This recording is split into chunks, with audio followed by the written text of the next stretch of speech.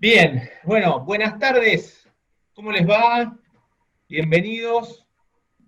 Bueno, capacitación muy esperada. Ley, no sé si tan esperada o inesperada, pero sabíamos que en cualquier momento podía llegar finalmente a, bueno, a entrar en vigencia, ¿no? Se publicó en el boletín oficial y desde allí empezamos a organizarnos. Y bueno, muy gentilmente la doctora Silvia Bucay, quien ha elaborado muchos de los documentos que ustedes vieron sobre la nueva ley de alquileres, o mal llamada nueva ley de alquileres, porque en Mm. realidad lo que viene, si bien es una ley, no es una ley específica de alquileres, sino que viene a modificar el Código Civil y Comercial, que como charlábamos con Silvia, tiene más modificaciones que años este nuevo código. Entonces, es medio complejo, o quizás demasiado hasta dinámico, podríamos decir.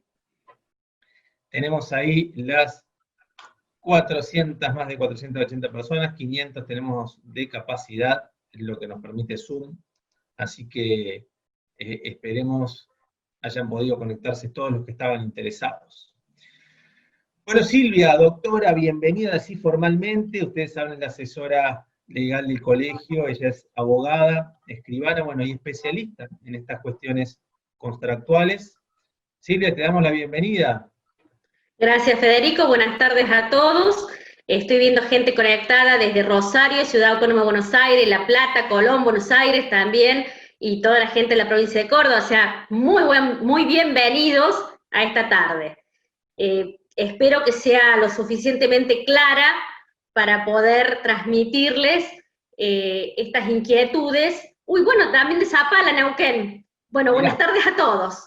Espero transmitirle la mayor claridad posible respecto a esta mal llamada ley de alquileres, como bien dice Federico, mal llamada ley de alquileres porque es una reforma, ni más ni menos, al Código Civil y Comercial de la Nación en materia de locaciones.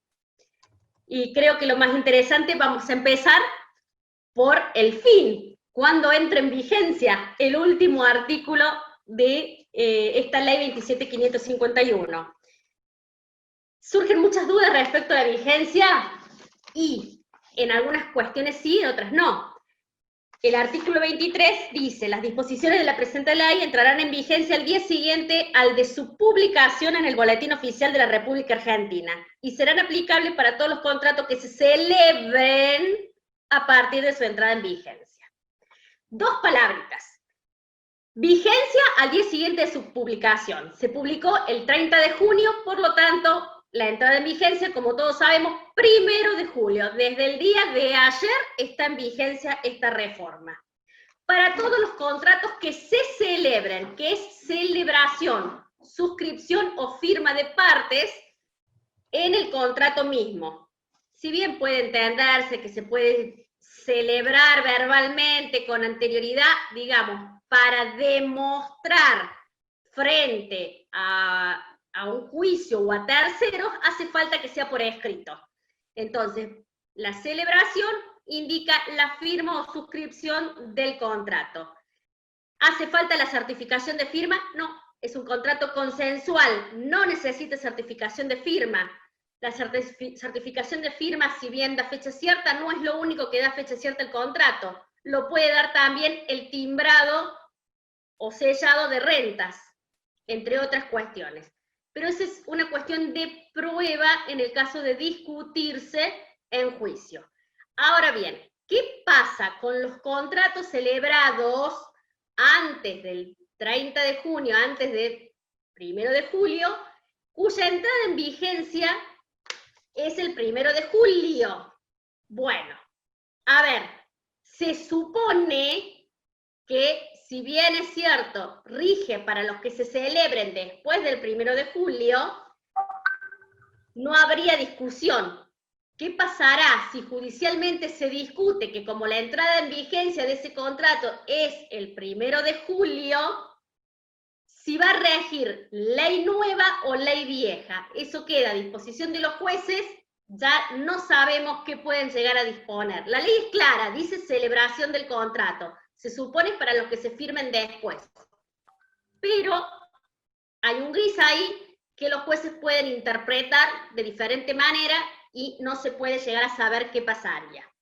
Hecha esta aclaración, vamos de lleno a esta ley, a esta modificación. Tengo un contrato vigente con ley anterior para que vean cómo se puede ir modificando las distintas cláusulas y de esta manera ir conformando el mismo modelo que ustedes ya tienen armado, da lo mismo cualquiera, a la nueva normativa. Normalmente, cuando colocan entre las partes fulanito y mengano, se conviene celebrar el presente contrato de locación de acuerdo a la siguiente normativa. Así, normalmente se establecía en un primer momento, cuando estaba en vigencia, entre la normativa de la ley aplicable será la 23091. Hoy no existe más, se conforma o se rige por el Código Civil y Comercial de la Nación, Ley 26994, y su modificatoria, Ley 27551. Ese sería el régimen legal al cual se van a adherir las partes. O sea, es una cláusula que podrían agregarle, cambiarla y transformarla. No es nada del otro mundo. Entrando en la ley, una de las preguntas, o el primer artículo, surge respecto del correo electrónico, que es opcional. Como domicilio especial, normalmente las partes fijan en el contrato dónde van a realizarse las notificaciones. Normalmente, el locatario o inquilino en el inmueble locado, las garantías en sus domicilios particulares, el locador en el que fije. También, sin dejar de lado, porque en esto prefiero ser prolija, sin dejar de lado el domicilio físico, se puede establecer un correo electrónico como domicilio especial en el cual van a ser válidas las notificaciones que se realicen. No me quiero explayar a esto, pero no es obligación. Es decir, si ustedes quieren, lo pueden colocar como un domicilio especial más para tener en cuenta.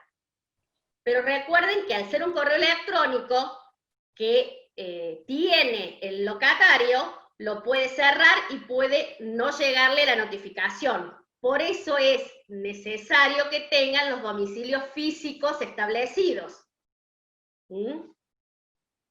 Vamos al artículo segundo. No me quiero explayar en eso del domicilio electrónico porque no tiene mayor importancia en realidad. No, una discusión más procesal. Sí. Vamos al 1196. Locación habitacional. Si el destino es habitacional, no puede requerirse del locatario el pago de alquileres anticipados por periodos mayores a un mes. Esto ya venía antiguamente en el código ya en vigencia. Depósitos de garantías o exigencias asimilables por cantidad mayor del importe equivalente al primer mes de alquiler. Si bien es de orden público y no se puede disponer por las partes, este depósito en garantía de un mes quedaría totalmente desactualizado. ¿Por qué? Porque muchas veces los inquilinos dejan de pagar 2 o 3 meses para proceder a un juicio de desalojo o a un cobro de pesos.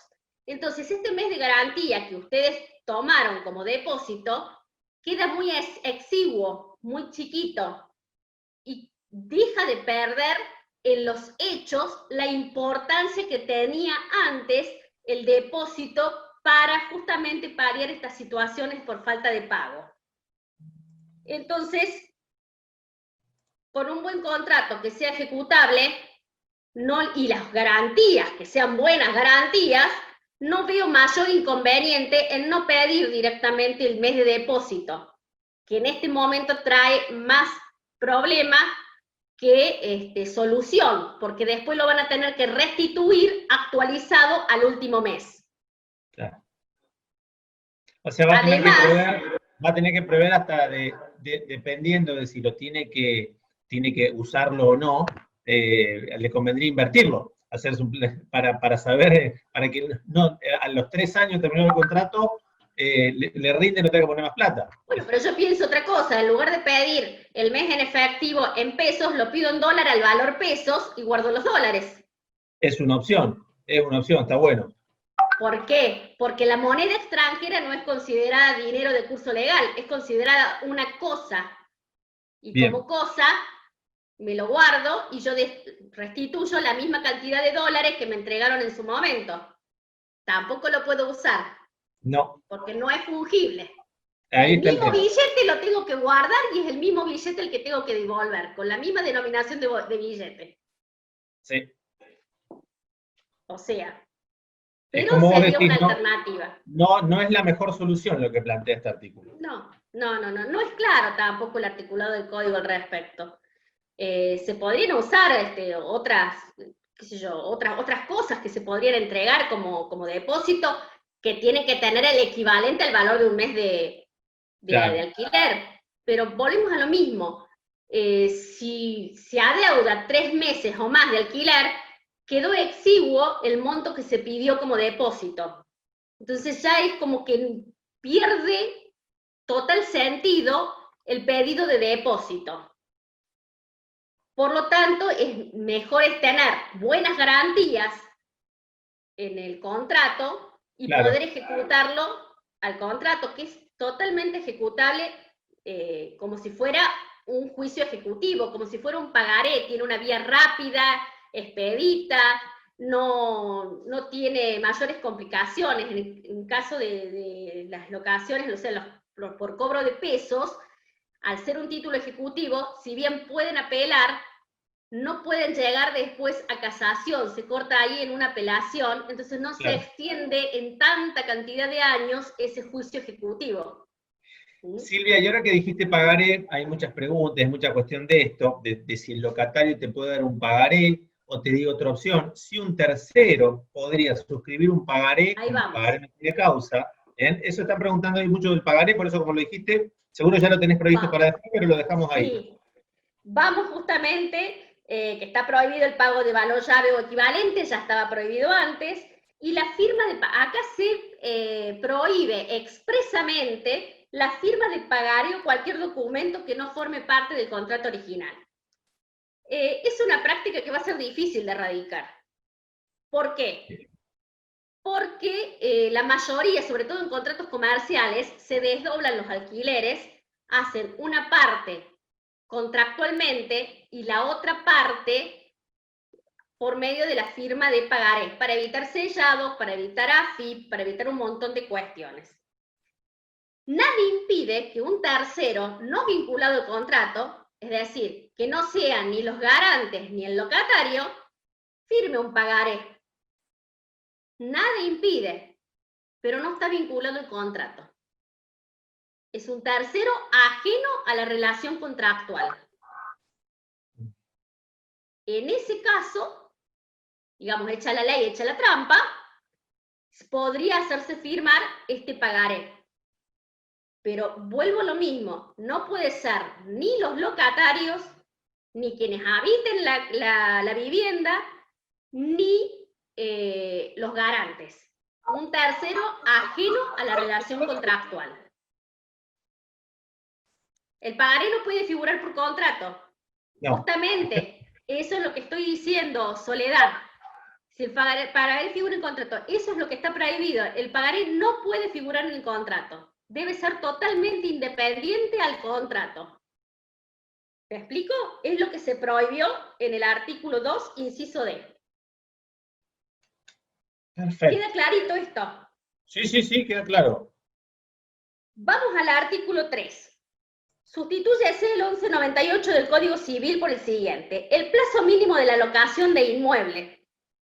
El contrato de locación, cualquiera sea su destino, si carece de plazo expreso y determinado mayor, se considera celebrado por el mínimo legal de 3 años, excepto el artículo 1199. El mínimo legal era anterior a la reforma del Código Civil y Comercial de la Nación del 2015, 3 años en comercio, 2 años en inmuebles para viviendas, ¿sí? Por la 23091. Luego se unifica en el 2015 y ambos destinos o cualquier destino tenían un mínimo legal de 2 años. Ahora, con esta nueva reforma, se vuelve a extender a un mínimo de 3 años. Los máximos siguen siendo los establecidos en el 2015. 20 años para locaciones urbanas, habitacionales, y 50 años para locaciones comerciales. Esos son los máximos legales establecidos, por si no los tenían en cuenta, para que puedan saber. Es decir, 3 es el mínimo y hasta 20 en vivienda pueden hacer, o 3 el mínimo y hasta 50 en locaciones comerciales también pueden estipular. Las excepciones son del artículo 1199, que es sede de embajada. Ahí no se le va a pedir ese mínimo legal, sino la que corresponda, sede de embajada, consulado, organismo internacional, el destinado a la habitación del personal extranjero, diplomático, consular. ¿Por qué? Porque puede ser menor. A lo mejor viene un organismo diplomático por un término de 1 año. Por ese año puede realizarse justamente por ser personal diplomático. La habitación con muebles que se arriende con fines de turismo. Bueno, esta es una pregunta que hoy me hicieron mucho. Habitación con muebles que se arriende con fines de turismo, descansos o similares. Si el plazo del contrato, de los contratos consecutivos, supera los 3 meses, se presume que no fue hecho con esos fines. Es una presunción que admite prueba en contrario, pero en principio, todos aquellos contratos temporales con fines turísticos no pueden superar los 3 meses.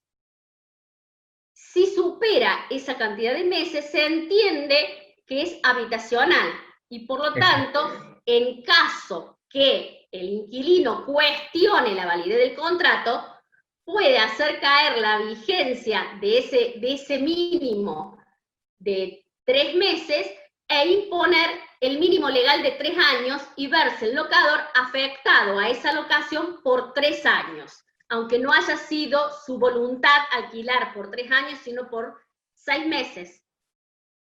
Justamente ese es lo que hay que tener cuidado. Hoy fue un debate específico que se armó debido a este tema del plazo con fines turísticos. Muchos hablaban que se puede hacer por 3 meses y lo renuevo por 3 meses más. No, justamente, está prohibiendo la renovación por 3 meses más. Hay que tener en cuenta eso. En materia de prueba, se puede probar que en realidad dispuse que mis vacaciones en lugar de 3 meses duran 6 meses, lo puedo probar. Pero ya es una cuestión de juicio, de prueba. También las excepciones, la guarda de cosas. Por ejemplo, un garage o una cochera que guarda un vehículo. No sería estrictamente un contrato de locación, sería un contrato de garage, específicamente. Pero ahí es lo que los usos y costumbres normalmente dictan. En el caso de cocheras es por el tiempo que permanece el vehículo en guarda. No necesariamente necesita los 3 años. Y la exposición o oferta de cosas o servicios en un predio ferial. Por ejemplo, lo que era la FECOR, por ejemplo, en el Festival de Villa María, por ejemplo, en el Festival de Altagracia de todas las colectividades. Ese es el tiempo mínimo que se alquila para esa exposición, esa feria o en ese predio. Ahí tampoco se aplica el mínimo legal de los 3 años. Y la otra excepción es aquellos contratos que tienen un fin determinado. Por ejemplo, voy a alquilar esta propiedad para un comercio determinado que tiene su objeto, o no un comercio, una oficina determinada que va a hacer el relevamiento en la ciudad de Córdoba de lo que fuere y que durará ese relevamiento 5 meses. Terminado ese relevamiento, se termina el contrato. ¿Se explica? Es un fin determinado. Sí, sí, concreto. Viene un organismo específico, alquila, ya sea una vivienda o un comercio, con un fin determinado. El objeto va a ser esa situación en particular. Ahí tampoco se aplica el mínimo legal de los 3 años. El artículo que sigue es el 1201 del Código Civil y Comercial, que trae también aparejadas muchas dudas. Conservar la cosa con aptitud para el uso convenido. El locador debe conservar la cosa locada en estado de servir al uso y goce convenido y efectuar a su cargo la reparación que exija el deterioro en su calidad o defecto, originado por cualquier causa no imputable al locatario. Este artículo es de orden público para el locador, es decir, tiene la obligación de mantener el estado de uso y goce de la cosa para el locatario. Si hay desperfectos, porque la calidad de la cosa tiene desperfectos, por ejemplo, voy a hacer burda, una canilla que se descompone, ¿le corresponde al locador o al locatario? Hay que hacerlo jugar con el 1206, que es la obligación del locatario. Y dice el Código Civil y Comercial de la Nación: como obligación del locatario tiene la de conservar la cosa en buen estado. El locatario debe mantener la cosa y conservarla en el estado en que la recibió. No cumple con esta obligación si la abandona sin dejar quien haga sus veces. Responde por cualquier deterioro causado a la cosa, incluso por visitantes ocasionales, pero no por la acción del locador o sus dependientes, obviamente. Asimismo, responde por la destrucción de la cosa por incendio no originado en caso fortuito, es decir, por un incendio que haya originado por culpa del locatario. Acá hay que conjugar estas dos normas y usar el sentido común. Hasta dónde responde el locador y hasta dónde responde el locatario. Los vicios en cuanto a la calidad de la cosa, si hace 3-4 meses que está el locatario en el inmueble y se descompone algo, evidentemente le corresponde al locador. Pero si ya lleva un año de locación y hace a una cuestión de un cuerito de la canilla que está endurecido, le corresponde al locatario. Entonces, hay que tener en cuenta esto, hacer jugar los dos artículos y usar el sentido común para ver qué le corresponde a cada uno. ¿Se entiende lo que estoy diciendo? Sí, claramente. Ahí lo que siempre nos preocupa a los abogados cuando nos quedan cuestiones de sentido común, ¿no? Esa es la cuestión. Sí, es una cuestión de prueba después, demostrar si era el cuidado que le correspondía al locatario o es el defecto que le corresponde al locador. Acá es muy importante respecto de la prueba toda la trazabilidad de la operación, digamos, todos los pasos que se hicieron hasta llegar a celebrar el contrato van a ser claves también para la responsabilidad de ustedes, ¿no? En el sentido de los corredores, en el sentido de los reclamos que puedan tener posteriores, ¿no? Entonces tienen que ser muy claros y tienen que informar muy bien, agrego lo que decís, a quienes vayan a celebrar, a las dos partes estamos hablando, ¿no? No solamente a los locadores, a los propietarios, sino a las dos partes para que sepan estas nuevas reglas, ¿bien? Exactamente. Entonces, ¿qué pasa si se rompe una cañería? Esa cañería, a ver, no me cabe duda que le corresponde al locador, ni ahora ni antes. A mí no me cabe duda al respecto. Un caño roto le corresponde al locador porque hace a la estructura del inmueble, en realidad. Claro. Pero supongamos, ¿qué pasa? Acá el locatario tiene la obligación de informar y notificar al locador para que realice esa reparación. Si es una reparación de suma urgencia, tiene que hacer una notificación que debe contestar el locador en 24 horas. Si no procede a repararlo en estas 24 horas, lo puede reparar el locatario a costo y cargo del locador, que después podrá inclusive compensarlo con el alquiler con los pertinentes facturas de gastos realizados, mano de obra y, por supuesto, materiales. Si no hay facturas, no lo puede acreditar. Entonces, ¿cómo sabemos qué es lo que ha gastado? Esto es una cuestión simple. Si las reparaciones no son de suma urgencia, que esto también hay que tener en cuenta que es suma urgencia. No lo dice la ley, no establece qué es la suma urgencia. Pero, a ver, si no es de suma urgencia, puede el locatario intimar, debe, mejor dicho, intimar al locador, y el locador tiene 10 días para realizar la reparación. Acá también tiene que primar el sentido común para ver qué es urgencia y qué no es urgencia. Urgencia, un caño roto de agua es urgencia. Un caño roto de gas es urgencia, porque puede ocasionar o poner en peligro la vida de los habitantes. Una humedad en el techo, y no es urgencia, salvo que haya goteras. Pero una humedad en una pared no es una urgencia. Puede demorar 10 días en realizarlo. Se debe primar el sentido común. Bueno, y además tenemos ahora toda la cuestión de COVID, que para las obras, depende del lugar, tienen toda una cuestión que hay que ver cómo prosigue, cómo no, también, ¿no? Que de acá en adelante puede llegar a ser parte de la regla. Acá me están haciendo una pregunta con respecto al plazo legal de nuevo, que cómo puede renunciar el inquilino porque la ley lo establece. Ya lo establecía también la ley anteriormente, el Código Civil anteriormente, que una vez que esté dentro del inmueble, el locatario puede renunciar al plazo del mínimo legal. Lo vamos a poner clarito. Supongamos, hacemos un contrato de locación, a los 2 meses el inquilino me dice: voy a renunciar al mínimo legal de 3 años y quiero un contrato por 2 años. ¿Es una rescisión anticipada o no?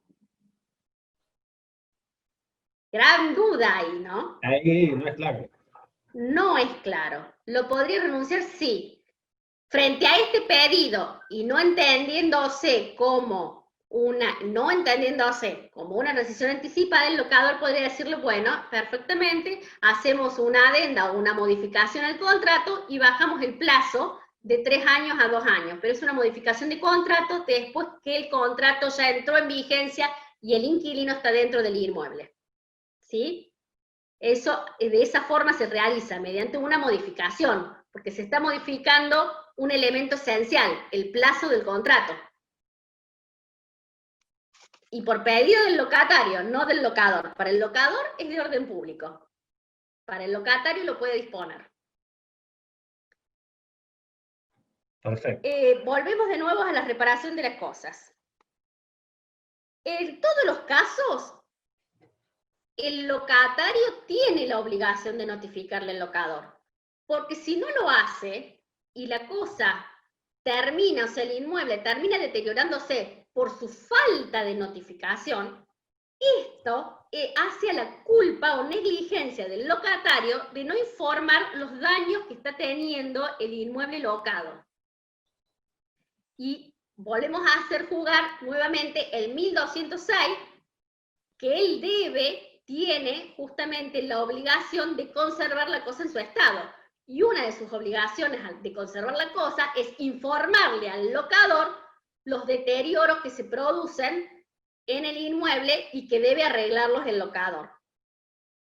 Siempre hay que hacer conjugar toda la normativa en materia de locación. En caso de modificación, no, el contrato no se vuelve a tilindrar en caso de modificación. No. Vamos al artículo 6, sustitúyase el 1203.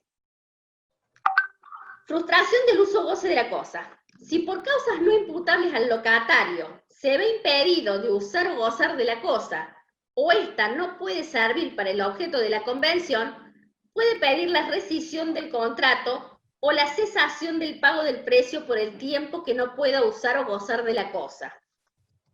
Si no se viese afectada directamente o indirectamente la cosa misma, sus obligaciones continúan como antes. ¿Cuándo se vería afectado en el uso o goce de la cosa? Supongamos que se hunde un pozo negro y no puede, pues se hundió en el medio del living el pozo negro. Ahí coloca en peligro la vida misma de los habitantes. Entonces se ve frustrado el uso de la cosa. Puede seguir habitando y podría seguir habitando, pero tiene derecho a pedir una disminución en el valor de la locación del inmueble, o bien, si lo tiene que abandonar, puede pedir el cese del valor locativo hasta tanto sea arreglado ese desperfecto. O sea, se trata de cuestiones graves, urgentes y que ponen en peligro la vida y la integridad física de las personas que habitan el inmueble. ¿Puede disponerse este artículo? Sí, se puede disponer. Las partes pueden renunciar, el locatario puede renunciar en el mismo contrato de locación a este artículo. Específicamente, o sea, ustedes pueden colocar una cláusula en las cuales el inquilino se renuncia expresamente a este derecho que les da el artículo 1203 del Código Civil. Lo mismo sucede con el nuevo 1204 bis. Los gastos y acreencias que se encuentran a cargo del locador conforme a las disposiciones de esta sección pueden ser compensados de pleno derecho por el locatario con los cánones locativos, previa notificación fehaciente al locador del detalle de los mismos. Únicamente hace referencia a que se puede compensar aquellos gastos realizados por los desperfectos o por los gastos de conservación y mantenimiento que le correspondían realizar al locador y que los hizo el locatario a su costo y cargo. Ese es el único gasto, o sea, si pagó expensas extraordinarias y le tocaba pagarlas, ya vamos a ir a expensas extraordinarias, si pagó expensas extraordinarias y le tocaba pagar al locador, ¿lo puede descontar del alquiler? No. Si pagó un impuesto, ya vamos a ir a impuesto, que le corresponde al locador, ¿lo puede descontar de la locación? No. Solamente los gastos realizados por la conservación o mantenimiento de la cosa y que se refiere a esos 10 días o a esas 24 horas que no las hizo el locador y las terminó realizando el locatario. Pero también se puede renunciar a este derecho de compensación en forma expresa en una cláusula en el contrato en la cual el locatario renuncia a pedir la compensación por los gastos y acreencias que se encuentran a cargo del locador. Es una cláusula muy simple que colocan y que dice, renuncia a los derechos establecidos en el artículo 1204 bis. No necesitan un modelo específico, pueden ir adaptando los modelos que ustedes tienen. Acá viene el tema de las expensas. Pagar cargas y contribuciones por las actividades. El locatario tiene a su cargo el pago de las cargas y contribuciones que se originen en el destino que se dé a la cosa locada. Esto es, los servicios, las contribuciones y las expensas ordinarias. Los servicios, luz, agua, gas, teléfono, internet, todos esos servicios son a cargo del locatario. E inclusive las expensas ordinarias, en el caso de departamentos, que tiene justamente, que hacen al uso a la convivencia y el uso común en el edificio de esa unidad funcional.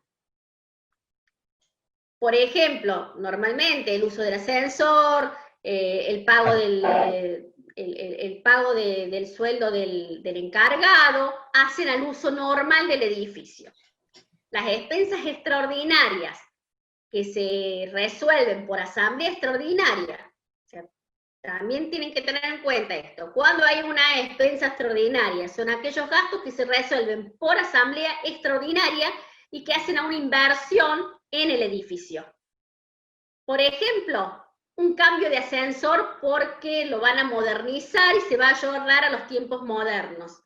Esa es una expensa extraordinaria que hace no al funcionamiento del edificio, sino que hace a la mejora del edificio y que por ende va a revalorizar también el valor de la unidad funcional. Ahora bien, se rompió un cable del ascensor. Eso es expensa ordinaria que no está establecido por asamblea, que hace el funcionamiento de ese ascensor que utiliza el inquilino que está en la unidad funcional del 10º piso, supongamos. Y así esté en planta baja, también le corresponde si el reglamento de copropiedad establece que el inmueble de planta baja comparte todos los gastos comunes del edificio. Hay algunos reglamentos de copropiedad que excluyen a algunas habitaciones de planta baja o algunos inmuebles de planta baja a las expensas ordinarias comunes de ascensores, por ejemplo. O sea, eso tienen que ver los reglamentos de copropiedad, cómo distribuyen los gastos de las expensas. Los impuestos. ¿Qué son impuestos? Impuesto es el impuesto inmobiliario provincial y en el caso de Córdoba capital, el inmobiliario municipal.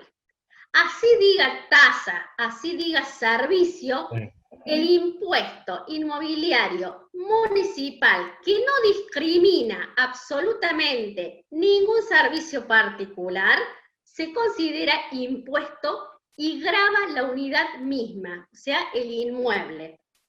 Ese impuesto municipal como el de renta le corresponde al locador o propietario. En algunas comunas es usual que el impuesto municipal venga totalmente discriminado, lo que es servicio de agua, servicio de cloaca, barrido, limpieza, etc. En ese caso sería justamente porque están cobrando una tasa por servicio a cargo del locatario. Pero en el de Córdoba capital, que no discrimina absolutamente nada, es un impuesto que grava la propiedad. Sí. Aguas Cordobesas es un servicio. Es un servicio aguas, claro. Y es aparte, Aguas Cordobesas, EPEC, Ecogas, son servicios que graban, que hacen al uso de quien está dentro del inmueble.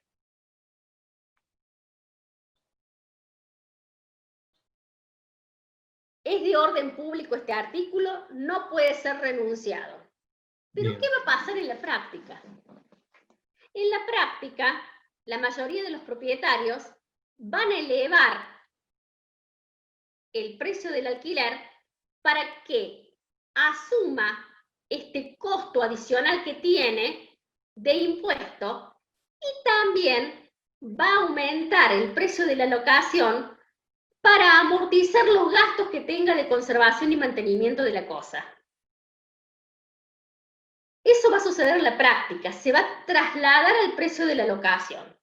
Ahora bien, el precio de la locación, todos sabemos que se conforma por la oferta y la demanda. Con el andar del tiempo vamos a ver quién está dispuesto a pagar un precio más alto o no. Si bien se va a retraer la oferta, porque va a haber muchos locadores que van a decidir sacar del mercado el inmueble, porque tienen otra forma de mantenerse, también es cierto que hay mucha gente que necesita alquilar y que no les va a quedar otra que pagar el precio que esté fijado en el mercado, aunque sea excesivo y oneroso. Entonces no podemos ver en el futuro qué es lo que va a pasar.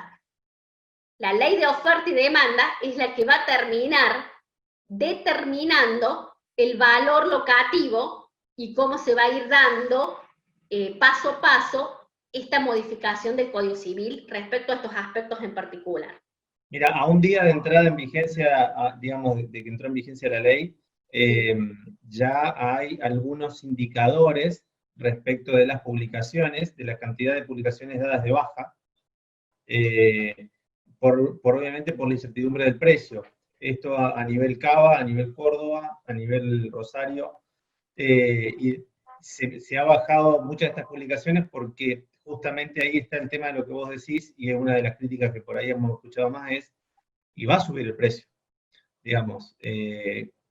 No es una cuestión que no escapa porque de la incertidumbre, también pasará que quizás el pequeño inversor que tiene pocos departamentos, pocas propiedades, no pueda jugar en ese juego del mercado de subir mucho más porque tiene que mantener esas propiedades, tiene que pagar, tiene que pagar todos los impuestos, los servicios, pero además, ni hablar si son casas, ¿no? Que corren el riesgo de ser usurpadas. Entonces, es una cuestión que quizás al pequeño inversor, que sea el que más afecte, y al locatario también, ¿no?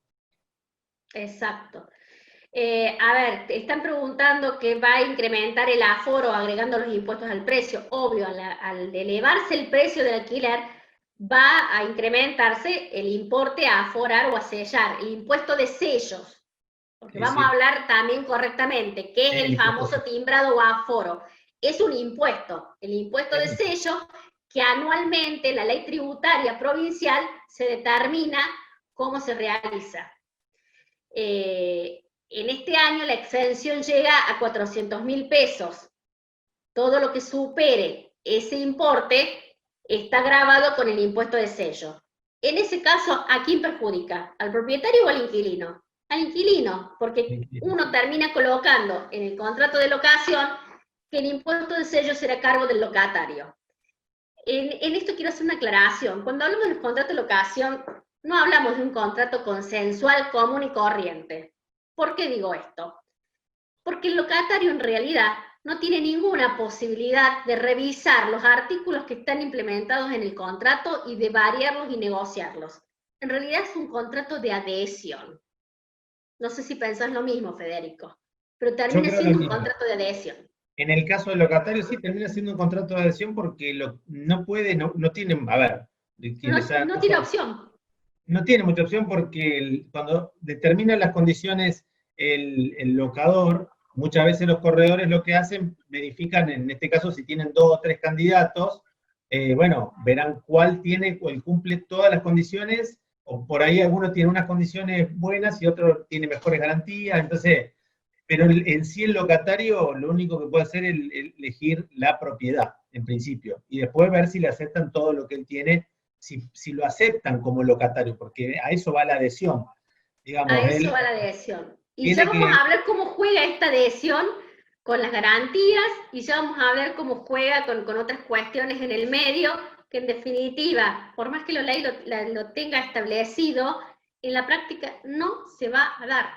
No, y aparte son cuestiones, cuando vos decís adhesiones, cuando uno ve los contratos que dice, se entregará pintado Alba Látex tal calidad, y vos vas al departamento y no era Alba Látex, pero bueno, el inquilino lo aceptó y ya lo firmó, y después cuando lo entrega, tiene que entregarlo de esa forma. Bueno, pero hay muchos que te establecen en el contrato no solamente calidad Alba Látex, directamente te establece, al finalizar el contrato, el inquilino se compromete a comprar tantas tarros de pintura de 20 litros, marca Sherwin-Williams, Loxon, Alba, el que fuere, y a dejarlo en el inmueble y costeará el pintor que proponga el locador. Hay muchos contratos que establecen eso.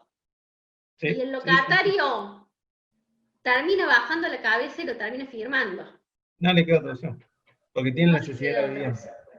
Exactamente. Termina siendo un contrato de adhesión. Por eso es que en esto no tiene mucha opción el inquilino, y vamos a ver qué pasa con el correr de los días.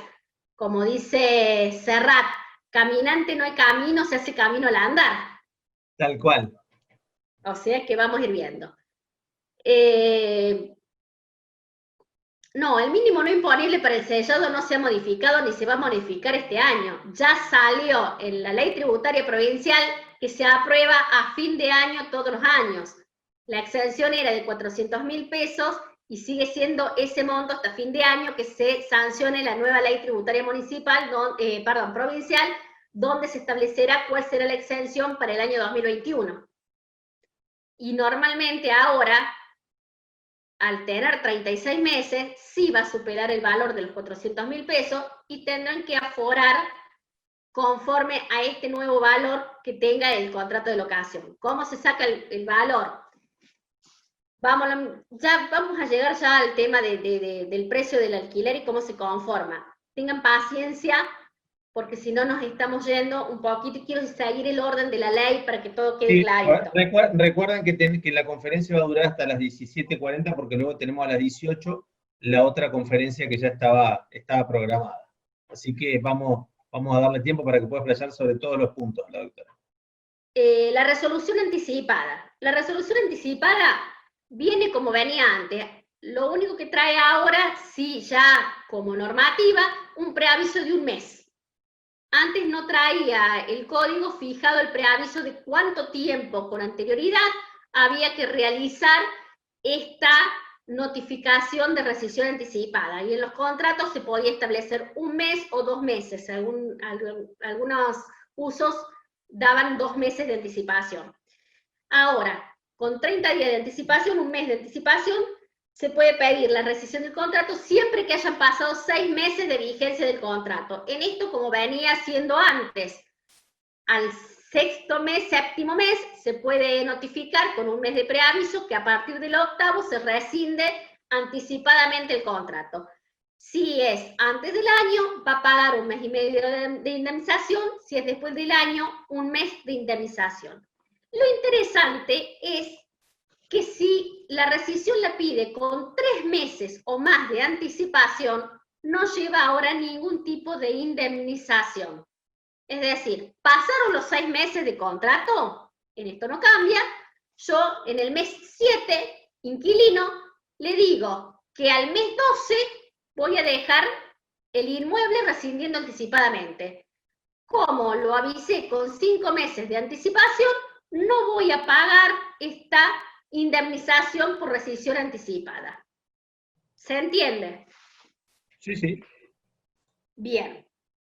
Eso es lo interesante que trae ahora, digamos, el tema de la resolución anticipada. Es de orden público, no se puede disponer por las partes, no se puede renunciar por las partes, así que no hay mayor complicación. El 1221 bis, renovación del contrato, o mal llamada renovación del contrato, porque en realidad es un nuevo contrato que se realiza con un nuevo tiempo locativo. Si bien las partes van a seguir siendo la misma, la cosa va a seguir siendo la misma, uno de los elementos esenciales, que es el plazo, cambia, porque tiene vigencia diferente y una terminación diferente. Pero en los contratos de inmueble destinado a vivienda, dentro de los 3 últimos meses de la relación locativa, cualquiera de las partes puede convocar a la otra, notificándola en forma fehaciente a efectos de acordar la renovación del contrato en un plazo no mayor a 15 días corridos. En caso de silencio, el locador, frente a su negativa de llegar a un acuerdo, estando debidamente notificado, el locatario puede resolver el contrato de manera anticipada sin pagar la indemnización correspondiente. Esto de rescindir anticipadamente sin pagar la indemnización correspondiente no le veo sentido. No. Porque si estamos ya al final del contrato, dentro de los últimos 3 meses, espero los 3 meses y me voy. Y ya está. Se acabó, o sea, no le veo mayor sentido. Pero lo interesante es que no es de orden público, que ustedes le pueden hacer renunciar al locatario esta posibilidad o esta facultad que tiene de renegociar el precio. En una cláusula en el contrato pueden establecer que el locatario renuncia expresamente a la posibilidad de renegociar un nuevo contrato al término del vigente, renunciando expresamente al 1221 bis del Código Civil Comercial de la Nación. ¿Quedó claro? O sea, puede ser disponible por las partes, no es necesario ni es obligatorio. Correcto. El artículo siguiente sustituye el artículo 1222 del Código Civil y Comercial de la Nación por el siguiente: intimación de pago y desalojo de vivienda. Acá tampoco cambia mucho. También teníamos anteriormente el plazo de 10 días como mínimo para notificarle al inquilino a que pague los cánones locativos adeudados bajo percibimiento del juicio de desalojo. Acuérdense que en Córdoba en particular, no sé las otras provincias, pero calculo que sí, en el país la mayoría es igual, tenemos 2 juicios derivados del contrato de locación. El juicio de desalojo, por un lado, para restituir la propiedad al locador, y el juicio de cobro de pesos, por el otro, para cobrarse los alquileres adeudados y los gastos que se tengan con motivo de estos juicios de locación y gastos de intimación, de escribano si hubiere, de carta documento, etc. Como también de servicios que esté adeudando y estén a nombre del locador, por ejemplo, porque si bien lo esté usando el locatario, puede no haber cambiado el usuario y tenerlo en nombre del locador. Entonces, sí, todo esto también se hace con uno de los juicios, que es el ejecutivo por cobro de pesos. Entonces, siempre se debe notificar fehacientemente por carta documento, por acta notarial, si fuera necesario. Y lo interesante, supónganse, antes, ¿qué pasaba? Se enviaba una carta documento y teníamos un inquilino pillo. Este inquilino le decía al cartero: desconozco a esta persona, y hacía devolver la carta documento. Cuestión que no llegaba. Por lo tanto, no quedaba notificado. Entonces había que gastar doblemente, no solamente con la carta documento, sino que tenía que contratar un escribano para que mediante un acta notarial lo intimara el pago. Y de esta manera, aunque no la recibiera, si se dejaba por debajo de la puerta, quedaba notificado. Ahora no. Ahora dice que la notificación remitida al domicilio denunciado en el contrato por el locatario se tiene por válida, aun si se negara a recibirla o no pudiese perfeccionarse por motivos imputables al mismo. Es decir, que si la devuelve porque dice que ahí no vive nadie, o porque dice que no conoce a la persona esa, o lo que fuere, esa notificación va a traer semillero este tema, pero se tendría por válida. O sea, no necesitaría una segunda notificación. Bien, ahí lo que preguntan es algo que está vigente, que es que incorpora al código, se incorpora el domicilio electrónico como un nuevo tipo de domicilio, pero que en realidad no está definido, porque técnicamente un domicilio electrónico no es una casilla de correo. Esto hablando con los especialistas en informática, ¿no? O sea, no es un email, eso no es un domicilio electrónico, es más complejo. Exactamente.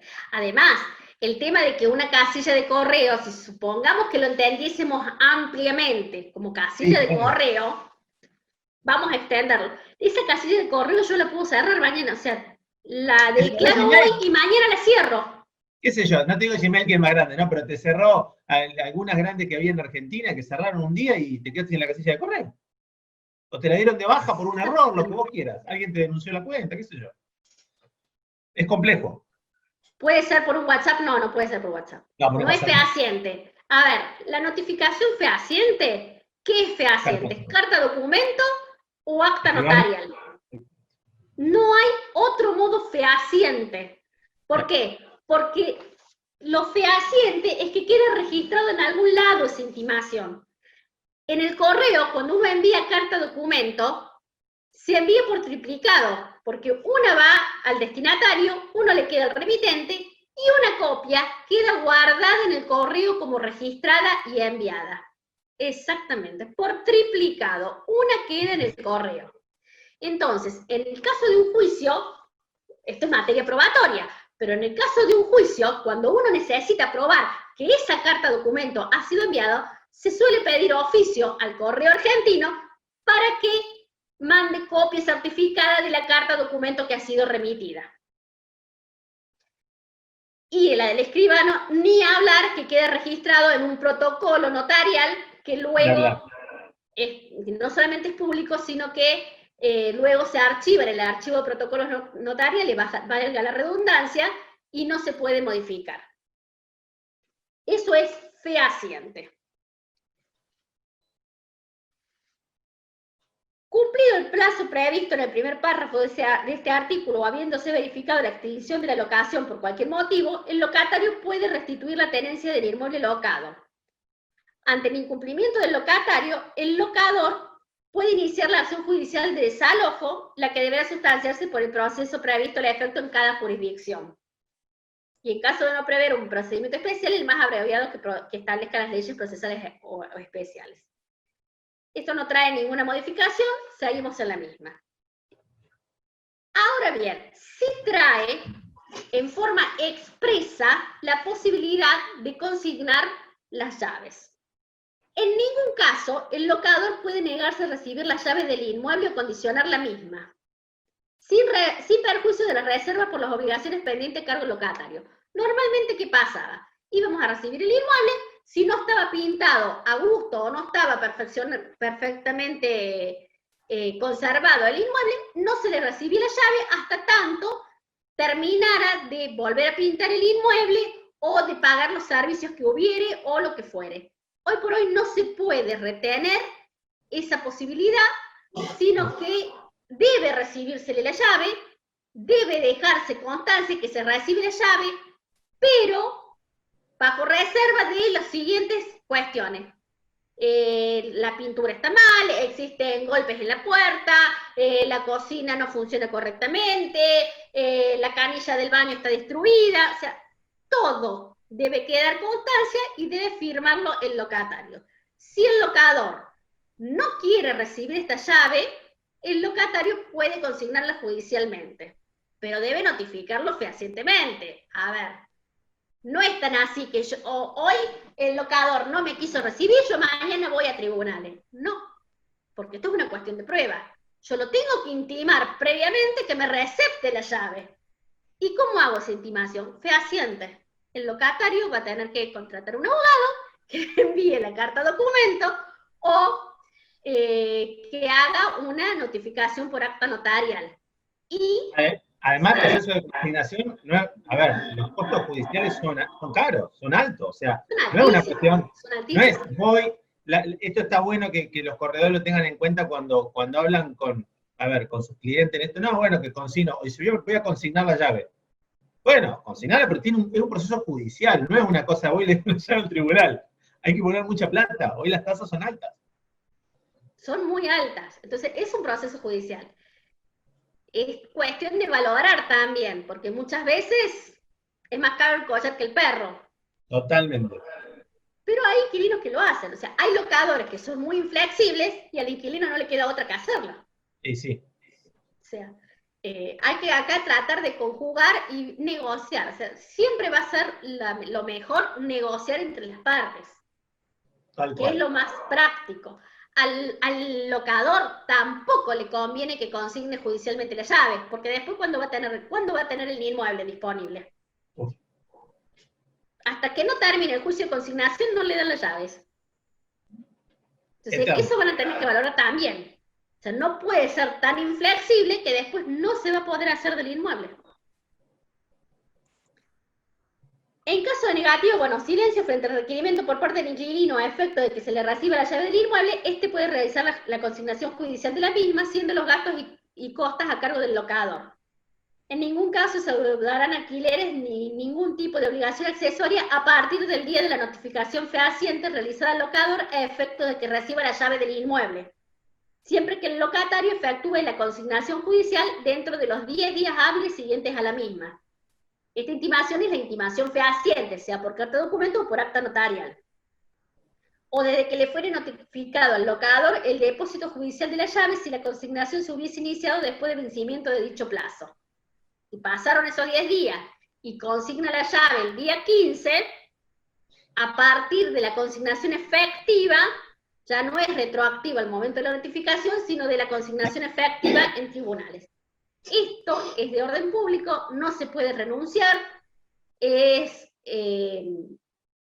obligación del locador de recibirle la llave condicionado, o mejor dicho, dejando a salvo las cuestiones pendientes que quedan en el contrato que se pueden ejecutar o pedir por otra vía, que es el cumplimiento contractual. El 1351, que es para ustedes, no les trae ningún inconveniente, intervención de uno o varios corredores. Si solo interviene un corredor, todas las partes le deben comisión, excepto pacto en contrario o protesta de una de las partes según el 1346. A ver, acá no hay duda. Siempre en el contrato se pone que la comisión inmobiliaria la paga el locatario. Entonces es una convención entre partes. No es que ambas partes pagan, que ahora paga locador y locatario. No. Si nada se acuerda, entonces sí es 50 y 50. Pero nada obsta a que yo me ponga de acuerdo, locador y locatario, que lo pague el locador, que lo pague el locatario, o un porcentual distinto, 70-30, 60-40, 80-20. Eso lo pueden convenir libremente entre las partes. Normalmente se dispone, así como se dispone que el sellado de renta lo pague el inquilino, la comisión inmobiliaria la paga el inquilino.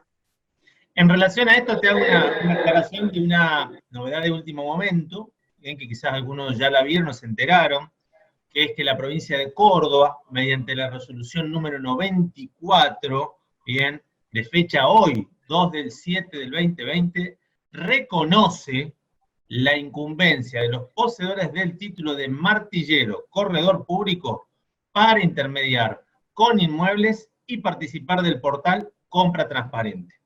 Así que también viene un poco a acompañar, de lo administrativo está acompañando todos los fallos que, bueno, ya ha dado a conocer el colegio, así que también comentarles esta novedad que es muy interesante y que trae tranquilidad a nuestros colegiados, ¿no? Jessica Menta ha hecho un comentario ahí que lo quiero responder antes de irme del tema. Dice, Dale. no me quedó claro de qué manera exijo al locatario que devuelva el inmueble en condiciones y con todas las obligaciones pagadas. Si le recibo la llave, cuando vos recibís la llave, Jessica, dejas asentado que le estás recibiendo las llaves bajo protesta porque existe la falta de cumplimiento de las siguientes obligaciones: pintura, servicios, impuesto no, porque ya quedan a cargo del locador, la rotura de una puerta, todo lo detallas en ese mismo escrito en el que estás recibiendo la llave bajo esas condiciones. Te lo firma el locatario y yo personalmente se lo voy a firmar también a los garantes para que no me caiga la garantía, y después se ejecutaría el contrato de locación por cobro de pesos por justamente el cumplimiento contractual de estas obligaciones. O sea, no le queda saldado, le quedan estas obligaciones y podés ejecutar las garantías. Pero no es que ya le podés retener las llaves. Ahora no le podés retener las llaves. Pero de esta manera se puede. Si el inquilino se va antes cierre, se lleva la llave. Bueno, acá tenemos el desalojo por abandono. Esto se da muchísimo, en muchísimos casos. A mí particularmente me pasó que en una propiedad locada propia, voy a querer cobrar el alquiler, un día no lo veo, al día siguiente veo el inmueble igual, al tercer día me lo olfateo, dije, este se me fue. Llamo a la señora del lado, toco la puerta, sí, hace 3 días que se fue, el fin de semana levanta un vuelo y se fue. Desalojo por abandono. Es muy fácil, tiene el mismo costo que un desalojo común, pero el procedimiento es sencillísimo. A los 15-20 días de haber iniciado la demanda, mediante oficial de justicia, le dan la posesión, perdón, la tenencia del inmueble al locador, hasta que salga la sentencia definitiva, que serán 30-40 días más, y le dan ya la tenencia definitiva al locador. Pero mientras tanto, en los 15-20 días ya obtuvo la tenencia, ya puede ingresar al inmueble mediante oficial de justicia, ver en qué condiciones está el inmueble, para poder ejecutar el contrato, y por supuesto ya tiene la posesión del mismo y lo puede volver a poner en orden, en condiciones, y volverlo a alquilar. Ese es el tema. No tiene mayor complicación que se haya ido. Prefiero que se vaya y no que me discuta un juicio de desalojo. No, totalmente. Toda la vida. Bueno, ahora vamos a esto que es fan. Empiezan ya los problemas. Garantías. En las locaciones habitacionales. A ver, que quede claro. Los comercios, garage, depósitos, galpones, queda fuera de todo esto. Le pueden pedir las garantías que quieran. No hay inconveniente. Lo que les guste. En las locaciones habitacionales, en el caso de requerirse una garantía, el locatario debe proponer al locador al menos 2 de las siguientes garantías. Título de propiedad inmueble. ¿Qué significa título de propiedad? una hipoteca? ¿Qué significa? El título de propiedad, ¿y si tiene embargos? ¿Y si tiene usufructos? Ahí hay que ver. Aval bancario, que va a tener que reglamentarse cómo va a ser este aval bancario. ¿Quién lo va a pagar? Es parecido a una caución, sería. Seguro de caución, también tenés un seguro de caución. ¿Quién Sí. lo va a pagar? Se tienen que reglamentar. Garantía de fianza o fiador solidario, que es lo que se venía haciendo hasta ahora. Ahí me adelanto respecto Garantía personal del local. de los seguros. En general, cuando quien está contratado, quien es la parte, obviamente, en el locatario va a ser a costa de él, esto, porque es el que tiene que garantizar y el que no tiene otra forma. Es una cuestión de mercado, siempre se lo terminan pagando ellos. Como en el caso de los seguros de caución, lo paga el caucionado, o sea, ese es el tema, o sea, no lo A ver, veo. todos dicen que estoy leyendo las preguntas, Fede. Sí. Escritura con informe. Nada me garantiza que mañana me Ah, vendan la no. propiedad y me quede sin inmueble. Además, Por eso estoy no restringe. preguntando, por eso estoy diciendo y me estoy preguntando en voz alta, ¿qué significa esta garantía propietaria? Lo mismo que pasa siempre con las garantías propietarias, no restringe el derecho sobre la propiedad. Entonces termina siendo garantías personales, salvo que tenga la suerte de que esa garantía, pero no la, a ver, esto no grava la propiedad, eso es una realidad. Entonces la garantía propietaria es medio, hay que conocer cuánto hace que vive ahí, y además hoy es también complejo, y lo saben de la práctica, encontrar propiedades que no sean viviendas familiares, ¿no? O sea, es complicado, es complicado. Es muy complicado. Además, pueden tener embargos, pueden ser con usufructos. Y los usufructos, si tienen usufructo a favor de otra persona, no me interesa. ¿Eh? Si tiene un usufructo a favor de otra persona, no me interesa. ¿Por qué? Porque no la voy a poder rematar al valor que realmente tiene. Rematarlo se va a poder rematar, porque todos saben que todo aquello que está en el comercio puede ser vendido, puede ser rematado, puede ser ejecutado. Bien. Claro, ahí nos dicen, pero puede dejar establecido en el contrato que informe el cambio de situación. Pero no te lo informó, la transfirió, y eso no va a dar lugar a una tercería ni nada, porque él tenía una obligación personal, ¿bien? Personal. Que Termina quede siendo claro. eso. Acá lo importante es, primero, tener en cuenta la posición del locatario. Si el locatario puede pagar o no la locación. O sea, si él tiene con sus informes personales un sueldo que uno sabe que uno pide los informes, no tiene mayores deudas y tiene un salario más o menos pasable, va a pagar la locación. Y las garantías personales de los garantes, que pueden ser sueldos, obviamente. Estos sueldos, que es lo que trae justamente, que incorpora como nuevo, es que esta garantía no puede ser equivalente a más de 5 veces el valor mensual. Pero muchas veces, estas 5 veces, el valor mensual queda exiguo a la deuda que deja el inquilino. Muchas veces queda exiguo. E incluso dice que la garantía personal del locatario, o sea, si uno toma también como garantía personal el locatario, acá se le puede requerir hasta 10 veces, un máximo de 10 veces, el valor de la locación. Pero también estamos hablando de sueldo, tenemos que estar hablando de un sueldo de 250.000 pesos como mínimo. Con una locación de por lo menos 25.000 pesos. Porque de acuerdo al valor de la locación, es de acuerdo al sueldo que se le va a requerir.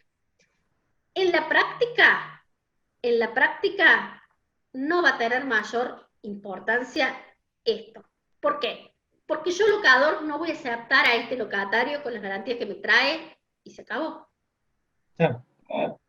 Volvemos a lo mismo, es un contrato de adhesión. Claro. Al ser un contrato de adhesión, las condiciones las pone el locador. Y aunque está obligado, a mí nadie me obliga a suscribir un contrato.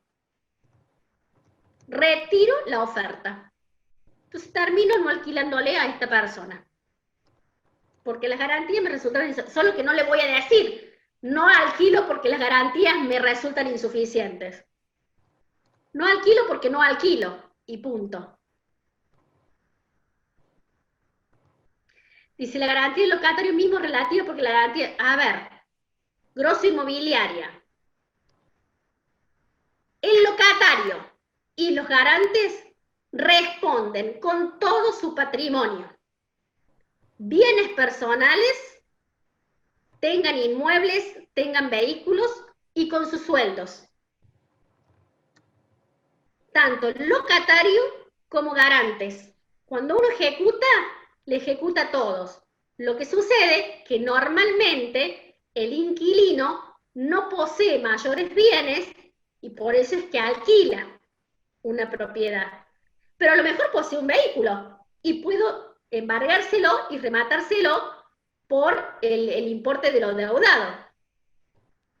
O sea, no tiene tampoco mayor importancia este tema. Responden personalmente con todos los bienes que tiene. El acreedor es acreedor, el deudor es deudor y va a responder con todos los bienes que tenga. Esto no es limitativo a un recibo de sueldo. El recibo de sueldo es una garantía, lo puedo tomar como garantía, pero si la encuentro todo bien, como abogado, y te embargo lo que te encuentre. Claro, Es muy simple. Son contratos personales, obligaciones personales y no reales. Y dice clarito que en los supuestos de seguro de caución, de aval bancario y de garantía de fianza, fíjense justamente de fianza y fiador solidario, la reglamentación debe establecer los requisitos que se deben cumplir. Para mi modo de ver, no tiene casi aplicación esto, porque en la práctica no va a funcionar. No. No va a funcionar. Ajustes. Bueno, entramos en el meollo del tema. Los contratos de locación, cualquiera sea su destino, están exceptuados de lo dispuesto en los artículos 7 y 10 de la Ley 23.928 y sus modificatorias. ¿Cuál es la Ley 23.928? Es aquella de convertibilidad que prohibía las actualizaciones por indexación. Entonces ahora se exceptúa a los contratos de locación, cualquiera sea su destino, sea comercial, sea vivienda, a poderse actualizar. Entre líneas, ¿qué estoy leyendo? ¿Que va a haber algún índice de actualización? Acá me está trayendo uno, la ley. Me está trayendo uno para locaciones habitacionales. Pero ¿podría aplicar un índice de actualización conforme al costo de índice de vida o de índice de construcción de la ciudad de Córdoba para locaciones comerciales? Sí, puedo. Puedo establecer ese índice como modo de actualizar. O sea, volvemos, los que han vivido, los que hemos vivido en la época del 89, cómo actualizábamos y veíamos, porque yo lo viví personalmente, yo lo hice, yo tenía las tablitas en la voz del interior y utilizaba las tablitas de actualización conforme a los índices que se iban estableciendo a diario, que se publicaban a diario. Así que volveremos a esos índices. Pero los contratos de locación de inmuebles destinados a uso habitacional, el precio del alquiler debe fijarse como valor único y por periodos mensuales. Esto es de orden público. No se puede modificar. Es un valor único y por periodos mensuales. Por ejemplo, vamos a traer un contrato cualquiera donde el valor del precio se estipula. El precio de la locación se fija en la suma de 10.000 pesos mensuales.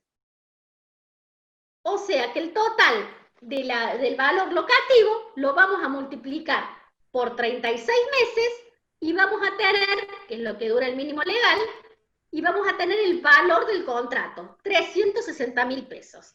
En base a este monto nominal, porque es nominal, estoy sumando y estoy multiplicando, los valores sin actualización, se realiza el sellado de rentas y se cobra la comisión. Y luego se va a colocar la frase, para que todos lo puedan tener, el precio de locación se fija en la suma de 10.000 pesos mensuales, el que será incrementado anualmente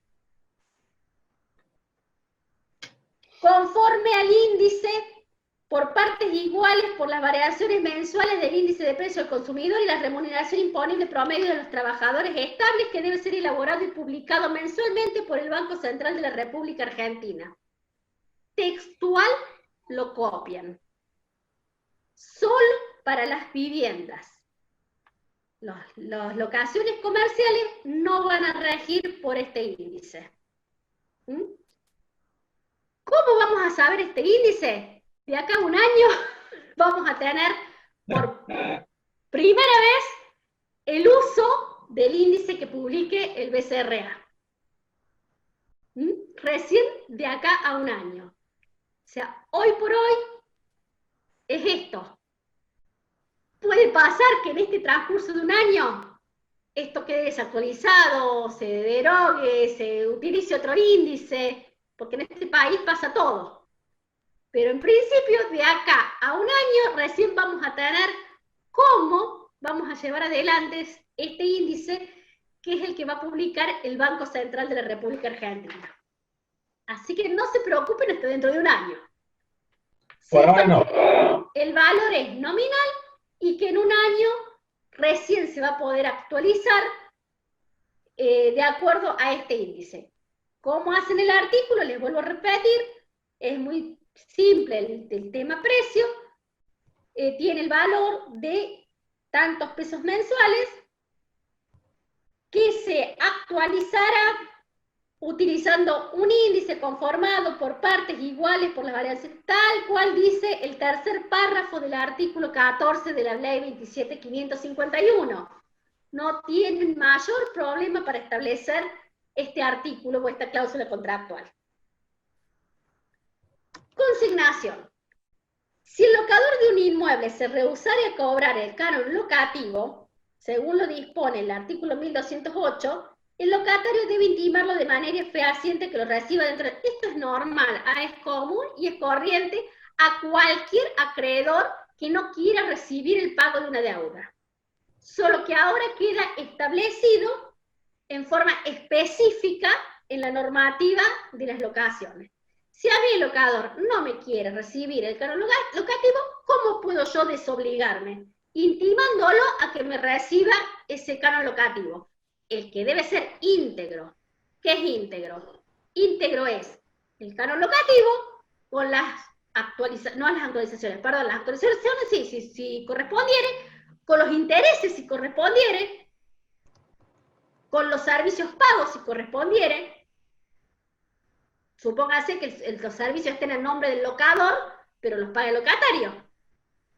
Entonces, como todo acreedor no está obligado a recibir pagos parciales, el pago debe ser íntegro el que debe ofrecer. A que reciba dentro de las 48 horas siguientes a su notificación. En caso de silencio negativa, el locatario podrá, dentro de los 3 días hábiles, deberá consignarlo judicialmente el monto deudado, ya sea en forma efectiva, por depósito o con cheque cancelatorio. También cuesta un juicio de consignación, y cuesta, pero es la única forma que tiene el inquilino de desobligarse, porque en definitiva va a terminar siendo a costo y cargo del locador esta negativa del cobro de los alquileres. Pero repito, en un juicio de consignación, como toda creencia, el pago que se ofrece pagar debe ser íntegro y comprender todo, no solamente el alquiler y no los intereses porque me pasé 2 días. ¿Sí? Pero es cuestión de prueba. Los contratos de locación, este es otro temita, deben ser declarados por el locador ante la AFIP, dentro del plazo y la forma y los alcances que la AFIP disponga. O sea, mientras que la AFIP no reglamente cómo se va a proceder a inscribir estos contratos, no vamos a hacerlo ni vamos a saberlo. Tiene que reglamentarse por ley aparte. Y un temita acá también, Federico, que me parece que vas a pensar como yo, dice, el incumplimiento del locador lo hace pasible de las sanciones previstas en la ley 11.683. La 11.683 es la ley penal tributaria. Claro. Y para ser pasible de una sanción prevista en una ley penal, el hecho imponible en este caso debe estar específicamente detallado. De lo contrario, no existe ninguna sanción. Además tiene montos mínimos en la ley penal tributaria. Por eso, Que no si no creo. se detalla, acá tiene que modificarse la 11.683. Hasta que Claro, no se bueno, que sea modifique la 11.683, en lo penal, en materia penal, si no hay tipo, no hay delito. exactamente, debe estar tipificado, es decir, descrito en forma concreta cuál es la acción evasiva en este caso. Bien, Así que bien. tampoco tiene mayor implicancia hasta tanto no se modifique la 11.683. Hasta tanto no modifiquen, que no creo que se dé en breve. No, sí, no sé. Y acá No no se pierdo la sabe nada. capacidad de asombro. Lo que sí complica un poquito, ¿qué va a pasar? A ver, en la práctica, muchos locadores no van a inscribir en la AFIP el contrato de locación. Pero al momento de ejecutarlos, se necesita dar aviso a la AFIP sí o sí. Entonces, allí se procederá a inscribirlo, se pagarán las multas correspondientes y tampoco va a haber mayor problema. No, Porque salvo simplemente hay que, que comunicarle a la AFIP la iniciación de ese juicio y de ese contrato de locación. La ojo, AFIP resolverá. la FIP, uno cuando golpea, abre un zaguán, pero después la FIP te puede decir, a ver, vení, espera, vamos a abrir la puerta entera, a ver qué hay atrás. Y te pueden abrir una inspección, porque vos no declaraste un contrato de locación, y a ver, ¿cuántos contratos más tenés sin declarar? A ver, ¿cuántas propiedades tienes? Ojo también eso, porque no es una cuestión que la FIP tranquilamente podría decir, partiendo de un contrato, a ver, ¿qué otras propiedades tiene esta persona? ¿Tiene alquiler o no? A ver. Por eso hay que analizar los costos. La obligación de declararlo está, es como entregar factura, es una obligación. Entonces, que después no quieran hacerlo, y bueno, importante saber los riesgos, importantísimo, como esto de que te abran una inspección, por ejemplo. Exacto, exacto. En la práctica muchos no van a inscribir. Muchos no van a inscribir. Pero también dependerá del inquilino y Claro. dependerá de la buena fe de las partes. A ver, yo creo que eso es lo Todavía no está principal. reglamentado la parte de AFIP. Todavía no está reglamentado. Veo que ahí dicen cómo va a ser la multa. Todavía no está reglamentado, salvo que sepan si lo tienen la resolución, pero entiendo que todavía no. Entonces, bueno, va a ser una cosa que, como decís, si es por pronóstico, yo comparto tu pronóstico. Ahí la mayoría no va a querer. El tema es las consecuencias. ¿Qué es lo más importante de todo esto? Hay un principio general del derecho. Los contratos deben celebrarse y ejecutarse de acuerdo al principio de buena fe. Entonces, si existe buena fe entre las partes y las partes cumplen con sus obligaciones contractuales, no van a tener problema de ninguna naturaleza. Ese yo creo que es el mayor de los principios. ¿Para quién está hecho un contrato de locación? O con tantas cláusulas estipulativas de todo, para el incumplidor, sea el locador, sea el locatario. Pero en realidad los contratos se hacen para el incumplidor. El que va a cumplir, basta con su palabra, no le hace falta nada. Claro. No le hace falta nada.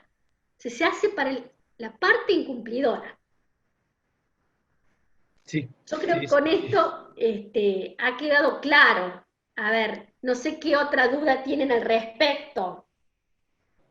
¿Qué Mira, tenían? quería darle acá nos preguntaban recién por el tema de AFIP, si bien hay una reglamentación de 2015, la ley específicamente en el artículo 16, en la segunda parte, dice: la Administración Federal de Ingresos Públicos debe disponer un régimen de facilidades para la registración de contratos vigentes.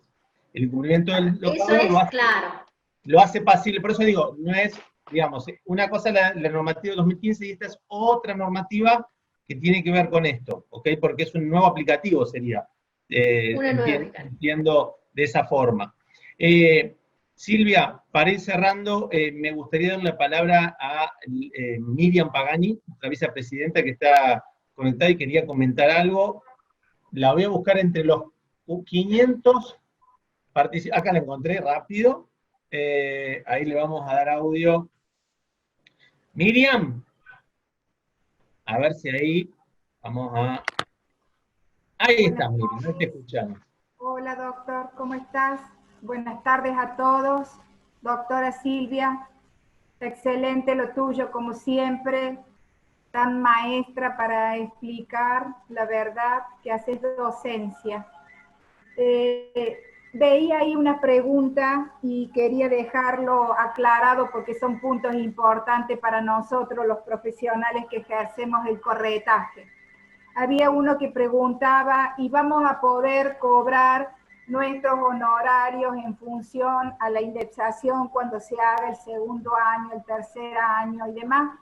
Sí, lo vamos a poder cobrar, o sea, vamos a cobrar nuestros honorarios iniciales como el contrato. Se hizo un contrato de 10.000 pesos por 36 meses, el 5% van a ser nuestros honorarios. Cuando vayamos al segundo año, el aumento, esa diferencia que va a haber en el aumento, sobre esa diferencia, los 12 meses, vamos a cobrar nuestros honorarios también.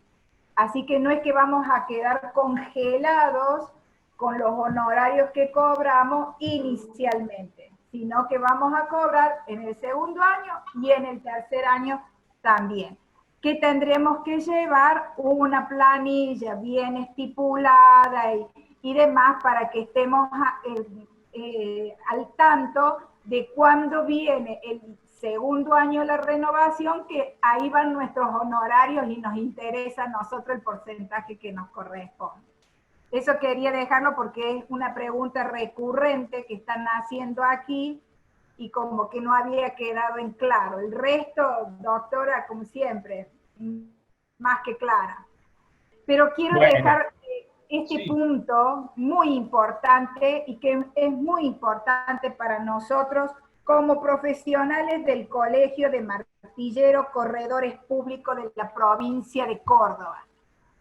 Y lo voy a repetir porque voy a defender la ley 71 de 91, voy a defender nuestra profesión contra viento y marea. Y gracias a Dios, todos los fallos vienen saliendo favorables para nosotros.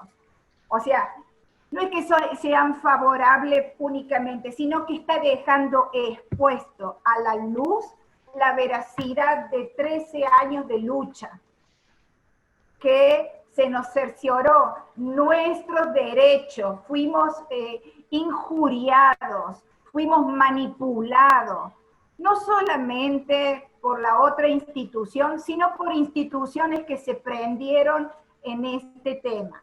Entonces, acaba de salir favorable que se le ordena al Ministerio de Finanzas de la provincia de Córdoba a que inscriba y nos habilite a los martilleros corredores públicos en la compra transparente,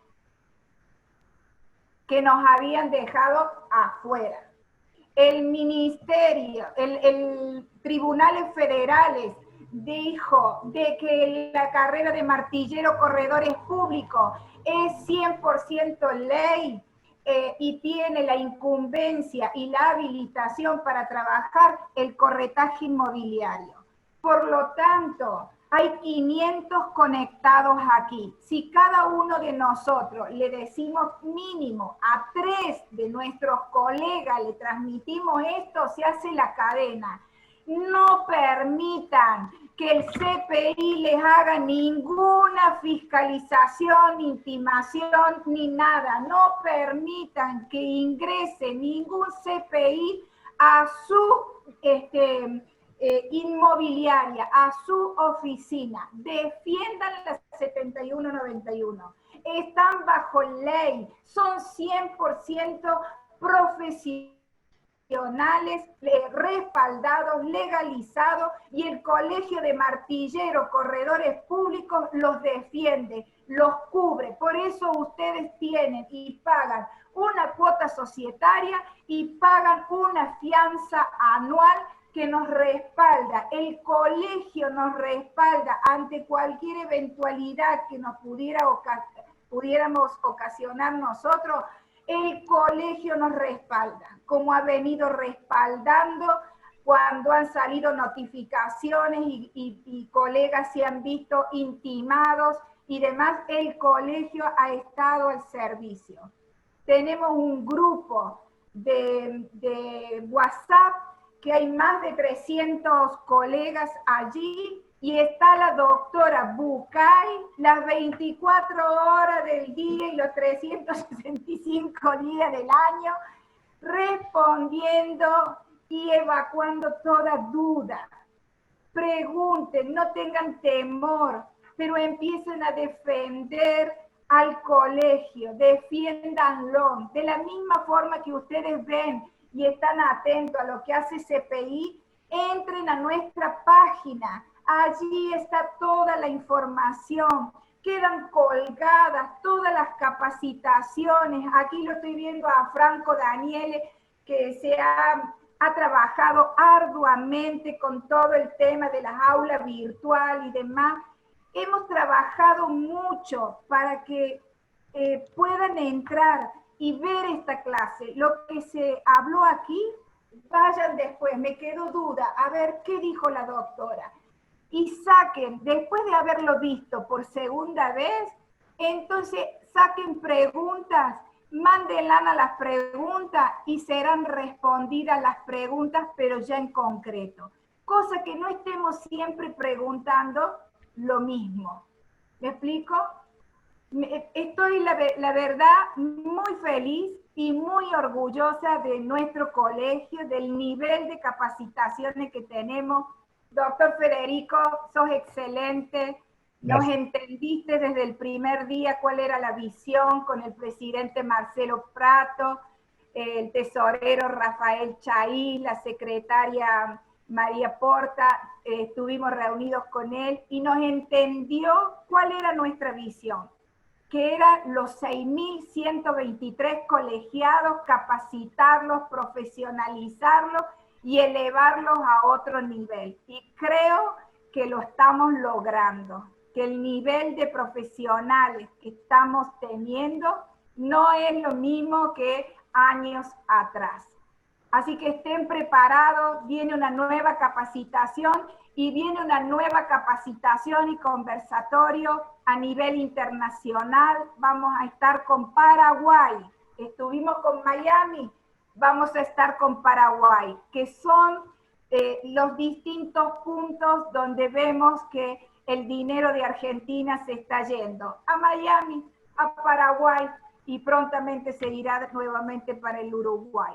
Así que todas estas herramientas se las brindamos absolutamente gratis, y absolutamente gratis ponemos a disposición desarrollistas que trabajo personalmente, trabajo con ellos, y generosamente se ponen a disposición del Colegio de Martilleros Corredores Públicos para cada uno de ustedes, para que estén preparados, para que sepan lo que se mueve en el mercado inmobiliario, no solamente de Córdoba, el barrio a donde pertenezco, sino de Argentina, y nos hemos abierto y nos seguiremos abriendo.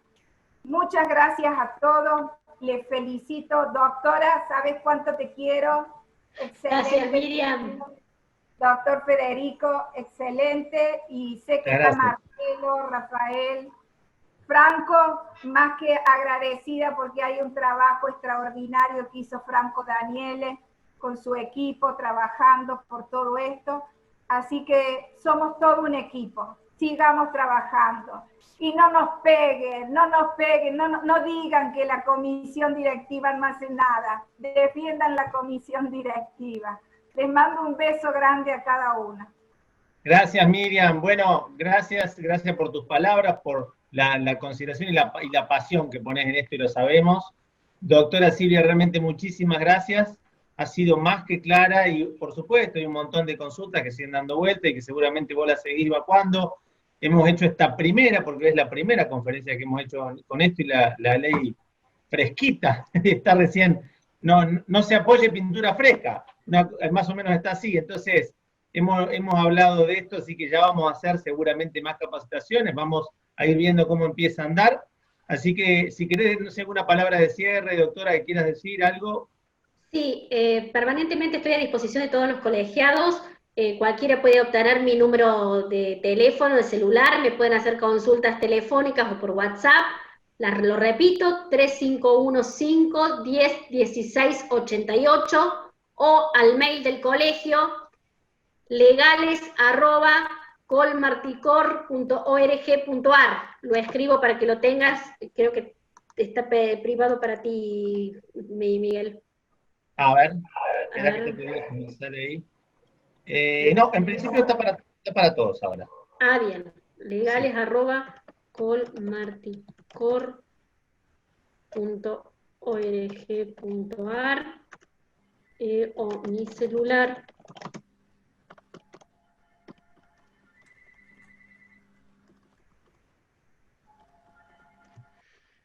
Cualquier cosa a disposición de todos. Bueno, y ya ahora aprovechamos, te agradecemos, se toman un cafecito y en 15 minutos tenemos la próxima capacitación con la gente del registro de la propiedad sobre la nueva modalidad de carga virtual para trámites presentados por martilleros en el registro. Así que atentos los martilleros, en unos 15 minutos nos estamos conectando nuevamente. Un gran abrazo a todos, gracias. Fede, una cosita más, todos están pidiendo un modelo de contrato de alquiler. No les hace falta, tienen el modelo que tienen ustedes, simplemente adáptenlo. ¿Cuál es la mayor controversia o el mayor problema de los contratos que tienen? El precio, que ya se los dije cuál es la cláusula. Muy simple. Coloquen en el precio el valor nominal y textualmente copien el tercer párrafo del artículo 14 de la ley 27.551, la forma de actualización, y con eso es suficiente. Nada más. Tal cual. Bueno, muchísimas gracias, doctora. A Miriam, Marcelo, Rafael, María Rosa y todas las autoridades del colegio que también están. Un gran abrazo y nos vemos en un ratito para los que se queden, nos volvemos a conectar. Muchas gracias.